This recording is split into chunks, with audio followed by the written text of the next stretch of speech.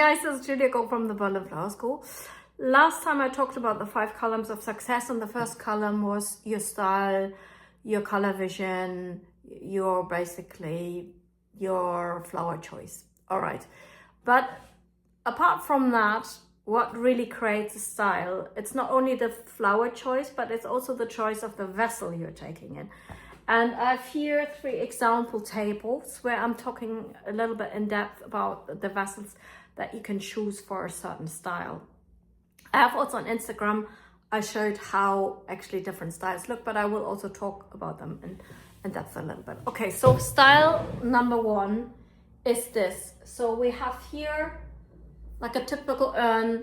This could also be in gold, it could be in stone, it could be in silver. Then we have here like a footed vase. Here we have like a rounded footed vase. So there we go. And then we have a beautiful mantelpiece vase.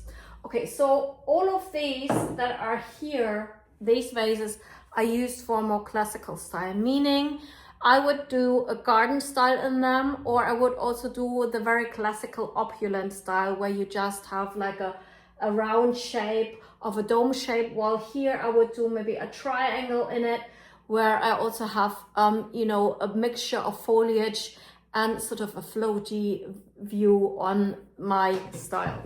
So, and this obviously here I would create something that is sort of elongated and that looks really, really beautiful, like in a lip shape for the mantelpiece. All of these are really standing for a more sort of classical floristry style. Okay, then we have here the next column. This is for the meadow style. People that really like sort of grasses, fine ribbed florals, not a lot of first flowers in it. It could also be in a barn. It sort of looks freshly picked from the meadow, basically. Very often they don't have a big budget, I'm very honest about this, so they love these bottleneck vases or this candy jar.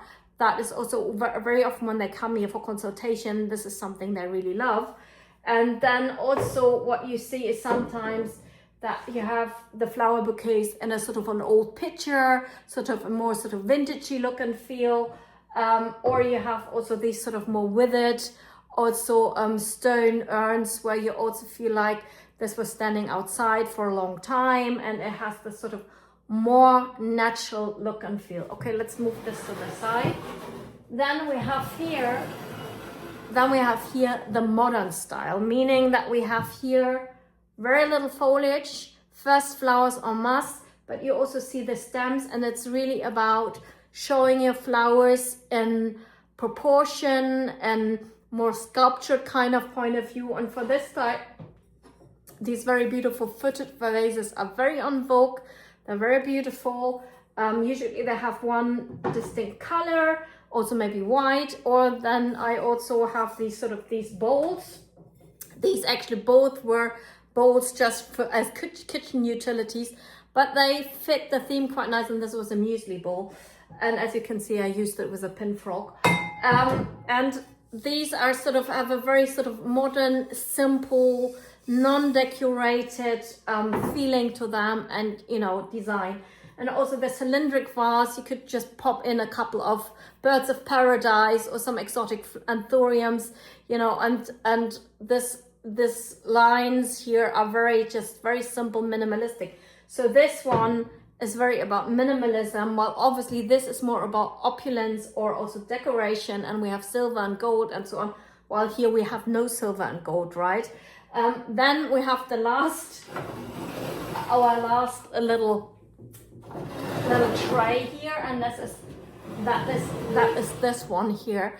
This is for the eclectic style. Eclectic style takes references from all over the world and from different times, and basically it's really creating a very intense bouquet that makes an entrance. And for that, I also noticed over the years that the designers that have this eclectic style, they use very often also vases that have a distinct feeling to them and that bring right away a statement, and you actually design the flowers more for the vase than the other way around. So these, for example, are from the 60s, and you know, they're old hand-blown vases, and they already have like a distinct edgy feeling to them. Same as with this sort of picture here, cylindric picture, that is also, you know, it's very bold in its statement. And even this one has, you know, has like a very distinct feeling to it. And very often I find with the eclectic style, you have like a very surfaced and crusted sort of vases that are, yeah, that are very bold and rich in their structures and their surfaces. But they are different than, for example, with this one. This is also decorated, but this is classical decorated, where this one is playful and is eccentric and is loud. And so for me, this is obviously a very different style to that. And if you think about your own style, where do you see yourself? Do you see yourself classical? Do you see yourself, you know, more in the realm down here as, you know, you want it like, you know, very natural looking, or you want it very modern, minimalistic, or very loud and eccentric? So, and I think that's like an important question that you have to ask yourself as a florist. And mind you, in the beginning, because obviously over 11 years ago when I started my floristry career, I wasn't thinking about vessels and vases. Really, I knew that I loved the classical or garden kind of style. I started off with the classical style and then evolved more and more into actually the garden style, because I kind of liked more how the movement was in the bouquets. And I bought myself in the beginning a lot of really classical vases that I now don't like so much anymore. And I was not thinking enough about the fact what kind of designs could I do in them. And I have to say, I have a couple of favorite forms, and I'm also going to talk about this very quickly now. So I really love urns.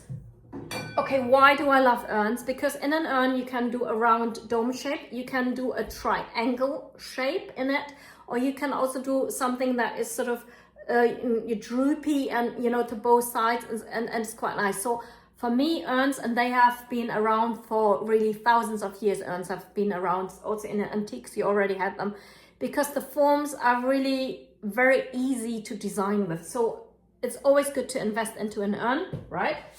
Then if you really like to use pin frogs, and if you like to create more sort of modern designs, then this shape, or that, you know, this shape here, obviously for modern I wouldn't use a gold, but this shape here, this is a very typical footed vase.